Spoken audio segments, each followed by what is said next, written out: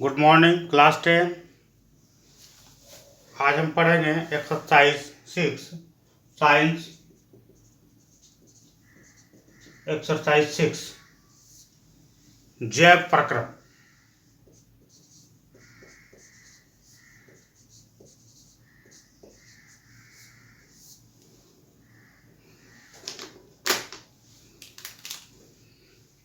Life process.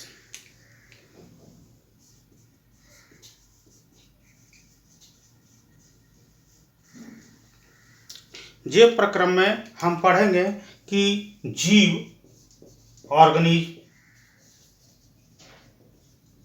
कैसे जीते हैं। There are many organism in our environment, है ना। यहाँ पर बहुत सारे ऑर्गेनिज्म हमारे एनवायरनमेंट में।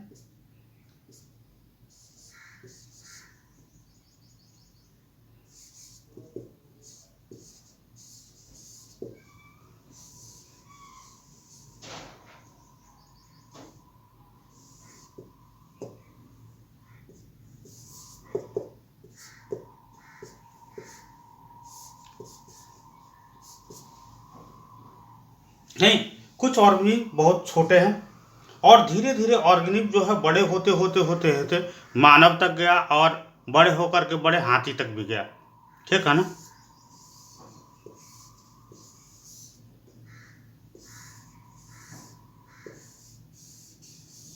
मेरी ड्राइंग पर ना जाए, ठीक है ना। नहीं, चलिए, मेरी ड्राइंग बहुत अच्छी नहीं है, बट ड्राइंग पर ना जाए। तो जीव जो है लाइफ प्रोसेस में हम क्या पढ़ेंगे, what we learn about this chapter. In this chapter we learn how can a organism survive our life. एक जीव अपने जीवन को कैसे जी सकता, कैसे सर्वाइव करता है, ठीक है ना। उस चीज के बारे में हम यहाँ पर लाइफ प्रोसेस में पढ़ेंगे। अब सबसे पहले जब जीव की बात होती है तो दो तरह की बातें होती है, ठीक है ना। और वो है सजीव और निर्जीव, ठीक है।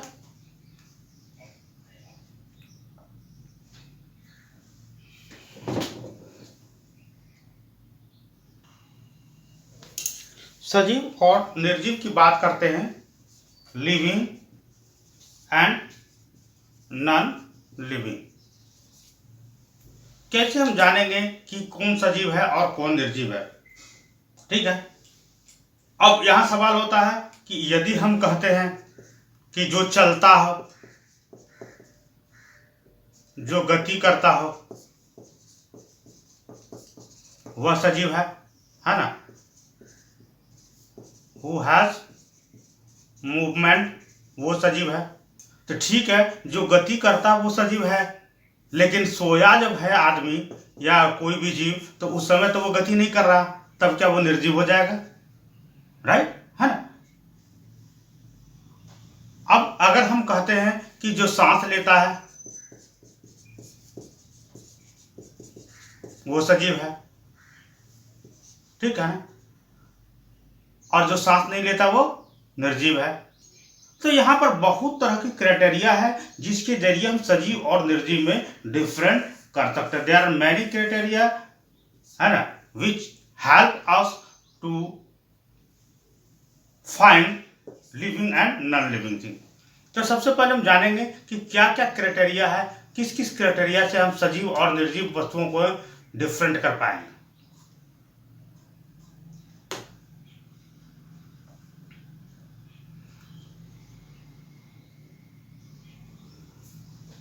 तो सबसे पहले हम इसी को जानते हैं कि सजीव और निर्जीव में हम क्या क्या डिफरेंस कर सकते हैं।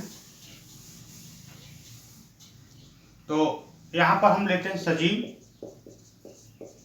और यहां पर ले रहे हैं हम निर्जीव, living and non living.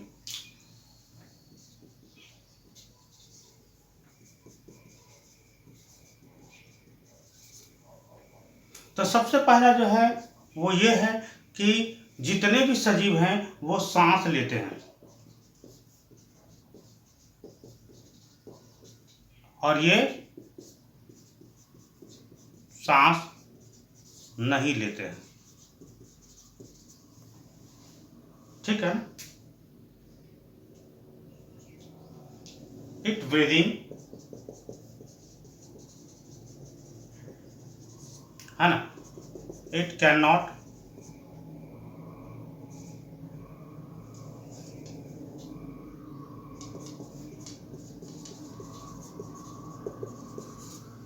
Breathing. दूसरा जो है वो ये है कि जितने भी सजीव हैं उसमें मूवमेंट है, गति है,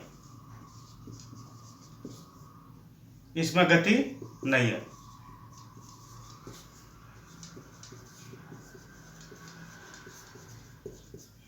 ठीक है, इसमें मूवमेंट है और इसमें मूवमेंट नहीं है।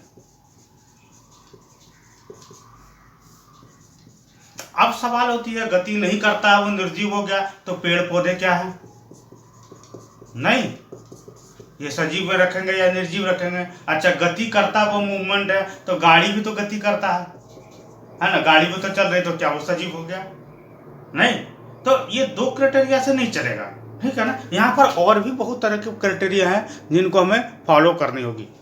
ठीक है, तीसरी जो क्राइटेरिया जो है वो क्या है? वृद्धि।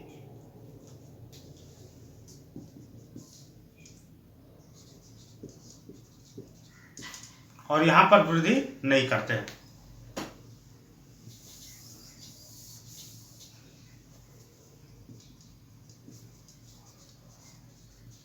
वृद्धि का ना होना, राइट? वृद्धि दैट मीन्स ग्रो, और यहां पर नॉट ग्रो। ठीक है, तीसरा, जितना भी सजीव चाहिए, अब यहां से भी नहीं होता है ना? जितने भी सजीव चाहिए उनको भोजन की आवश्यकता होती है। ठीक है, यहां निर्जीव जितने भी है उनको भोजन की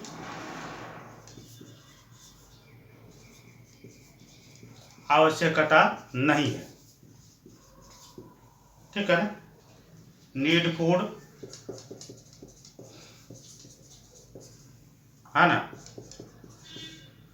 नीड नॉट फूड। ठीक है, भोजन की आवश्यकता। सांस लेते हैं, गति करते हैं, वृद्धि होते, भोजन लेते हैं, है ना? यहाँ पर सांस नहीं लेते हैं, गति नहीं करते हैं, वृद्धि का ना होना, भोजन का आवश्यकता नहीं होना। तीसरा, रिप्रोडक्शन, सॉरी, पांचवा, जनन।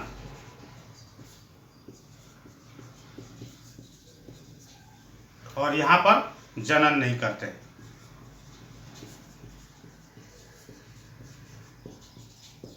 ठीक है, डू रिप्रोडक्शन और डू नॉट रिप्रोडक्शन। इस तरह से देयर आर मैनी क्राइटेरिया, है ना?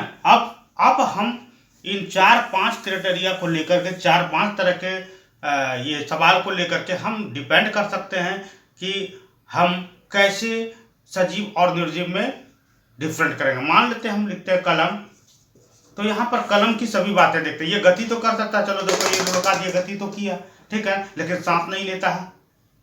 ठीक है, वृद्धि नहीं करती है। ठीक है ना, भोजन नहीं चाहिए, जनन नहीं कर सकते, तो ये क्या है? Non living. ठीक है, अगर हम लेते हैं केचुआ,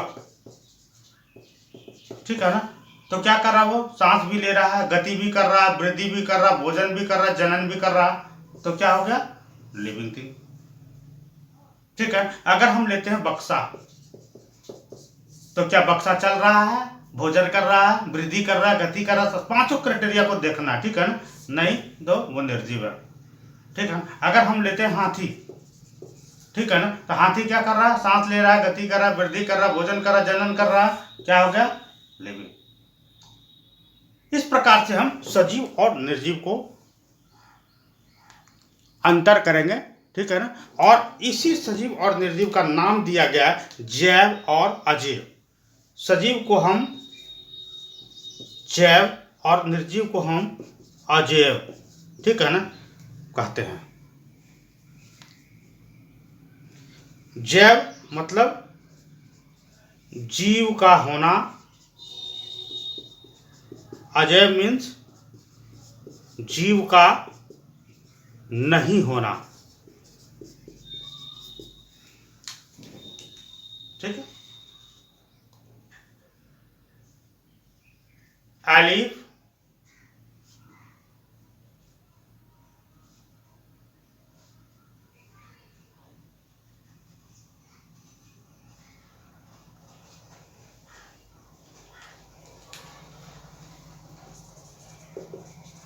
और नॉट एलिफ।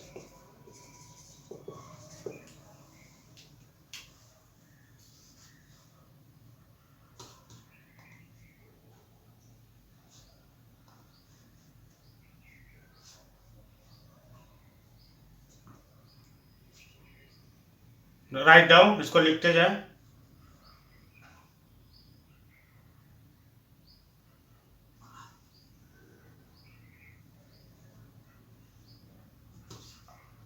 अब हम जो ये चैप्टर पढ़ रहे हैं लाइफ प्रोसेस, ठीक है ना, तो अब हमें जानना है कि लाइफ प्रोसेस है क्या।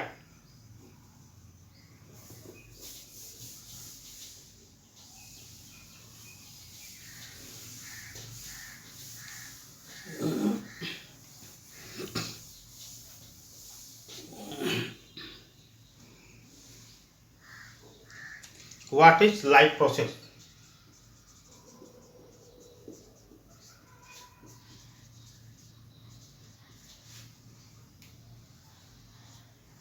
जैव प्रक्रम क्या है?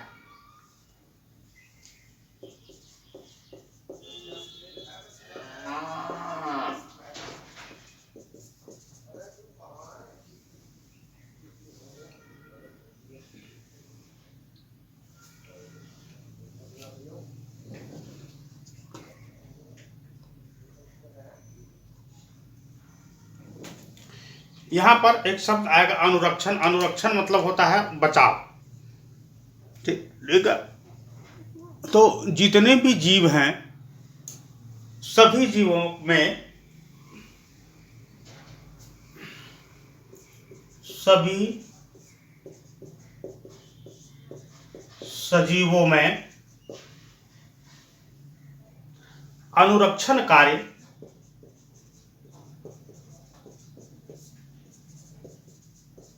हमेशा चलते रहती है।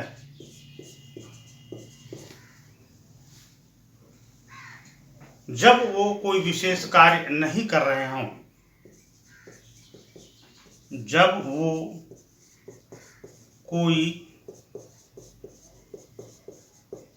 विशेष कार्य नहीं भी कर रहे हो,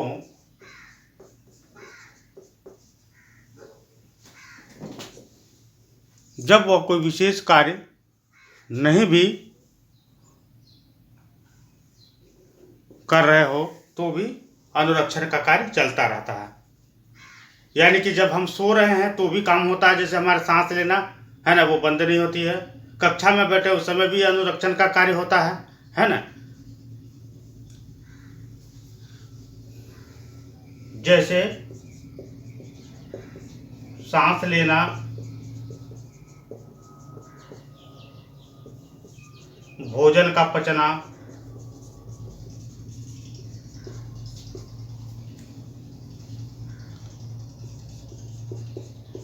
ऑक्सीजन का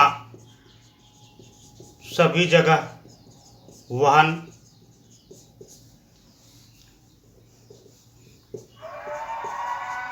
खून का चलना, ठीक है। ये सब काम हम सोते हैं या जागते हैं हमेशा होते रहती है, ठीक है ना। दिल धड़कना,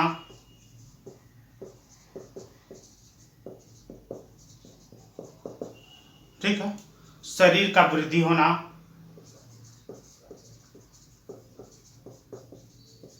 तो हम सोए रहते हैं फिर भी बाल नाखून सब बढ़ते हैं, सबका काम होते रहता है, ठीक है ना। ठीक है, सभी सजीवों में अनुरक्षण का कार्य यानी कि उसके बचाव का कार्य हमेशा कोशिकाओं की मरम्मत, अभी हम सब डिटेल्स बताएंगे भी।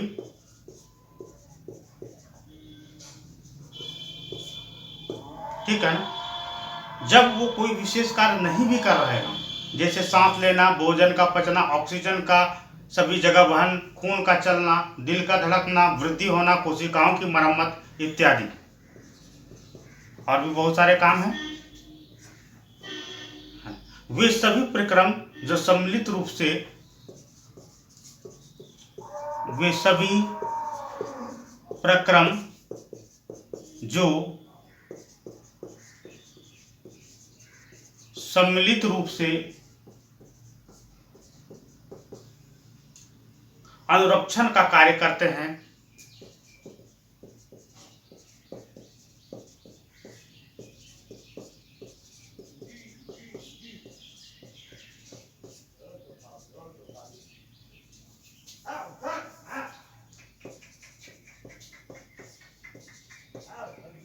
जैव प्रक्रम कहलाते हैं।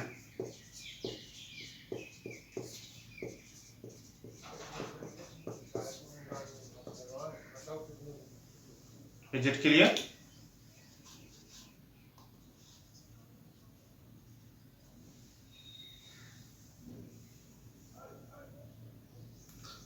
The maintenance function of living organism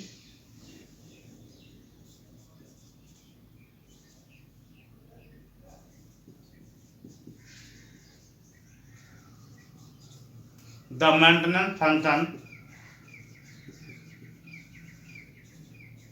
of living organism must go on even when they are not doing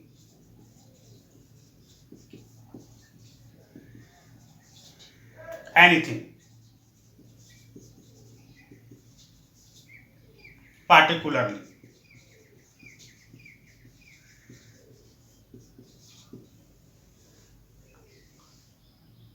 For example,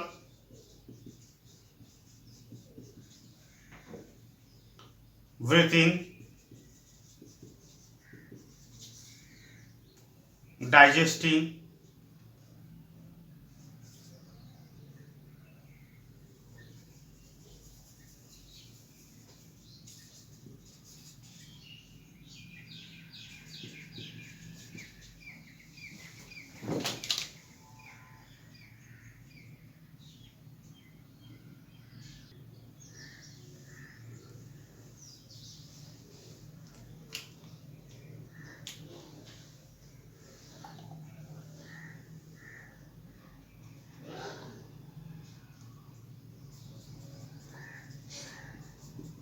transfer oxygen,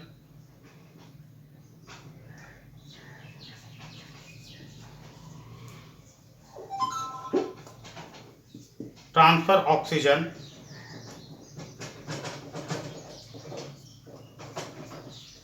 blood circulation, heartbeat,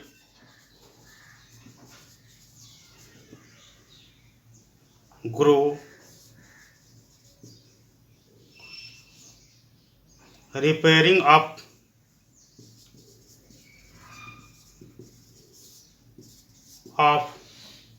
cells, etc. ये सभी क्या है, हमेशा होते रहते हैं।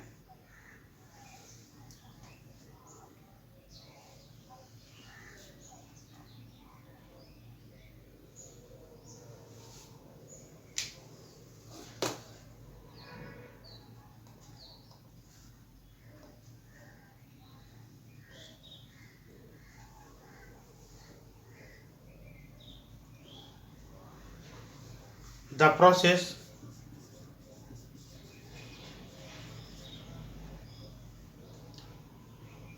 each together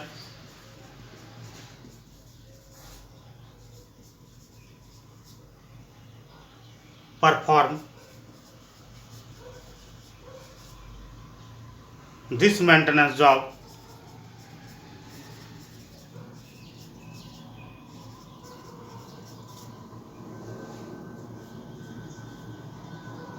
are life process.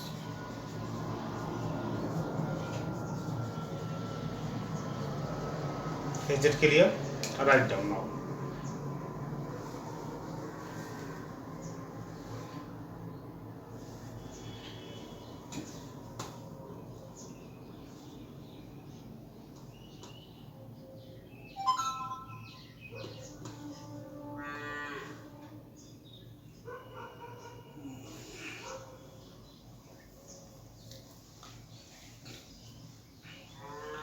अब हम जानते हैं रिस्पायरेशन।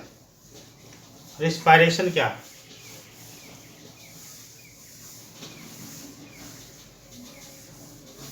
श्वसन।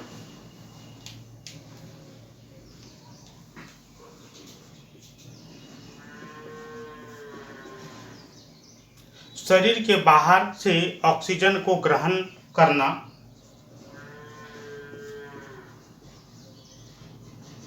शरीर के बाहर से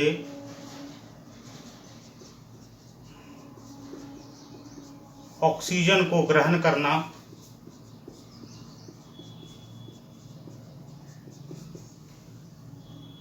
तथा कोशिकीय आवश्यकताओं के अनुसार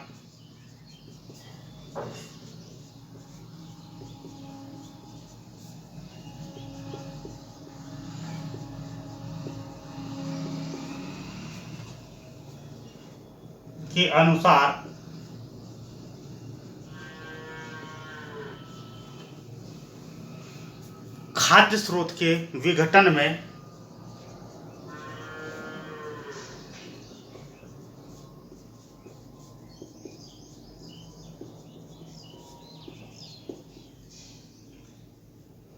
उसका उपयोग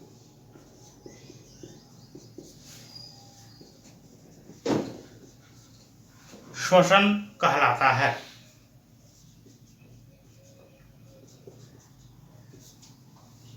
श्वसन कहलाता है। श्वसन, सांस लेने की प्रक्रिया को हम श्वसन कहते हैं, ये भी ध्यान रखें।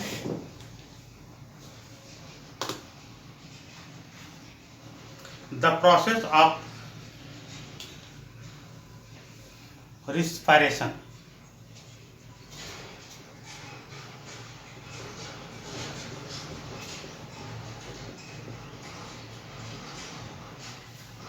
the process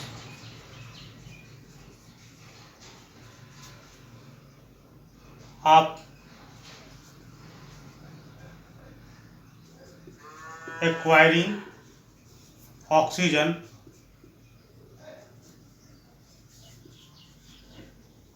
from outside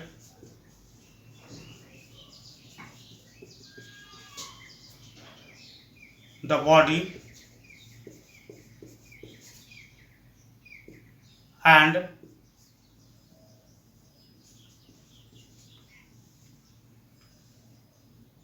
to use it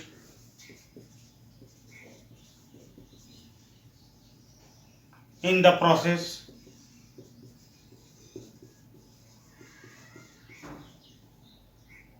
of breakdown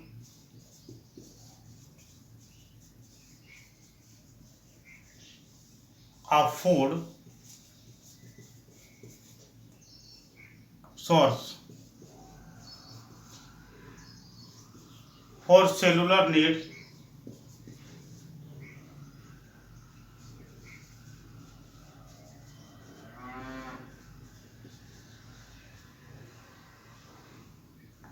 is what we call respiration. It's what we call respiration.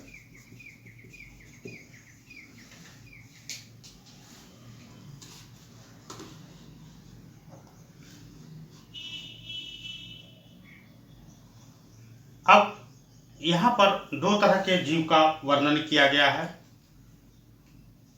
एक कोशिकीय जीव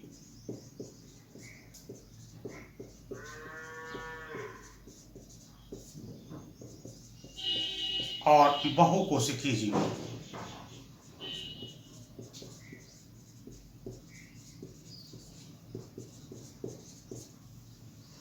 यूनिसेल्युलर ऑर्गेनिज्म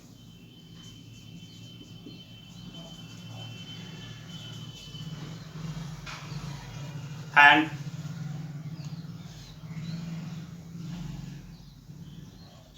इसको यूनिसेल्युलर ऑर्गेनिज्म,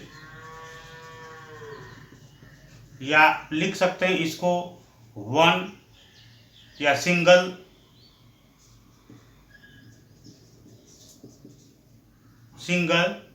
सेल ऑर्गेनिज्म। अब बहुकोशिकी को हम लिख सकते हैं, इसको बोलते हैं मल्टी सेलुलर ऑर्गेनिज्म, बहुकोशिकी जीव।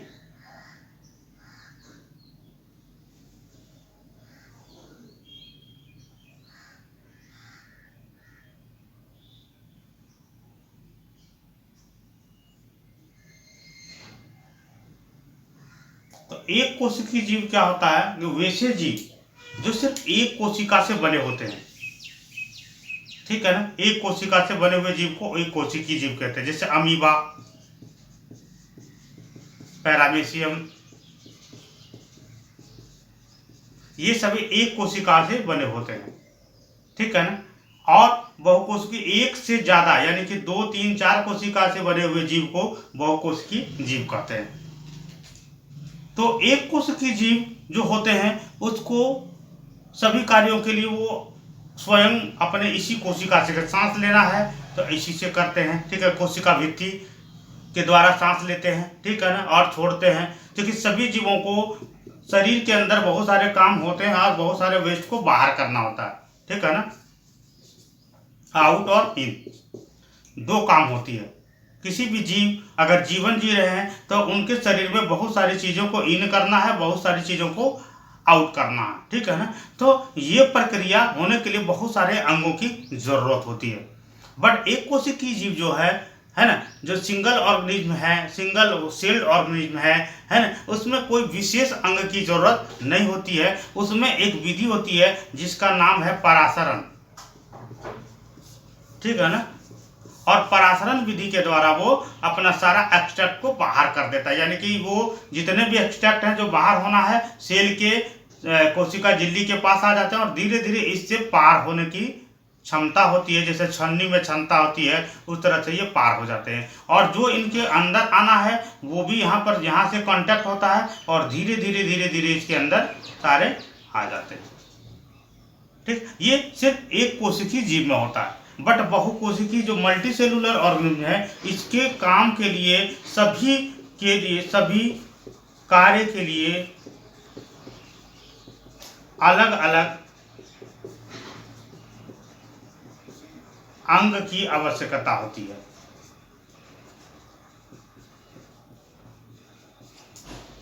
ठीक है ना।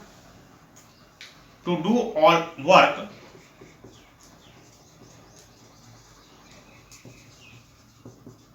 need different organ, ठीक है।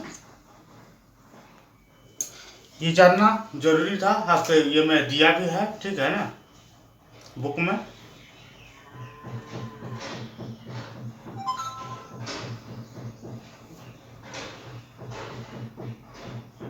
अब बात यह है कि जितने भी काम होते हैं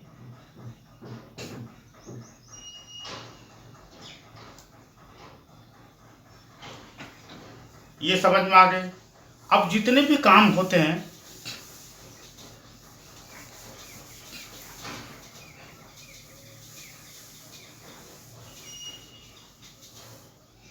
जैसे सांस लेना,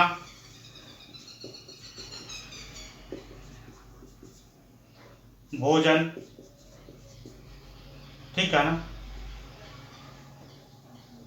यूनिसेल्यूलर में तो इसी के अंदर हो गया, लेकिन जो मल्टी सेल्यूलर जीव हैं, ठीक है ना, जो बड़े जीव हैं, ठीक है ना, उनमें भी तो भोजन चाहिए, सांस लेना चाहिए होगा, ठीक है ना। सभी सांस ले रहे हैं, भोजन कर रहे हैं, लेकिन सांस तो नाक से ले रहे हैं, लेकिन सांस जितने भी पूरे शरीर का भाग ले लें, चाहे पैर का अंगूठा ले लें या, ठीक है ना, दिमाग ले लें, ठीक है ना, ऊपर से नीचे तक सभी जगह जितने भी अंग हैं वो बहुत सारे कोशिकाओं से मिलकर के बने हुए हैं।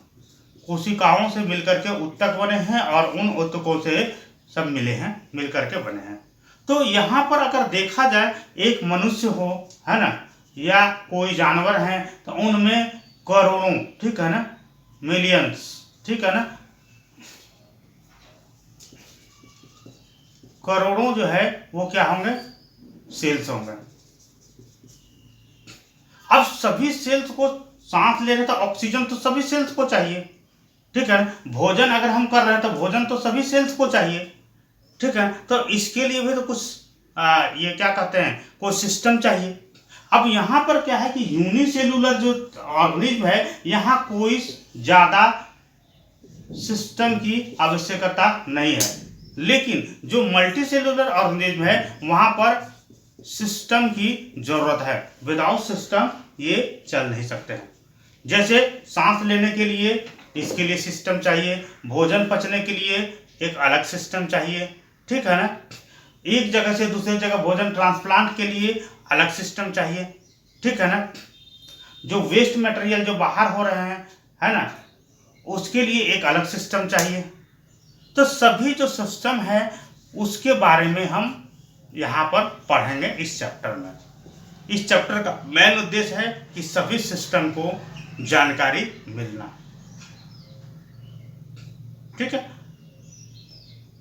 तो हम आगे अलग अलग सिस्टम को जानेंगे कि क्या क्या सिस्टम है, किस सिस्टम से हमारे शरीर में ब्लड सर्कुलेशन होता है, किस सिस्टम से हमारे शरीर में ऑक्सीजन का वहन होता है, किस सिस्टम से हमारे शरीर में फूड का ये होता है, परिवहन होता है, किस सिस्टम से हमारे शरीर में संवेदनाएं पहुंचती है ना, किस सिस्टम से हमारे शरीर में रिप्रोडक्शन होता है, ठीक है ना। तो इस तरह से सभी सिस्टम को हम एक एक करके जानेंगे।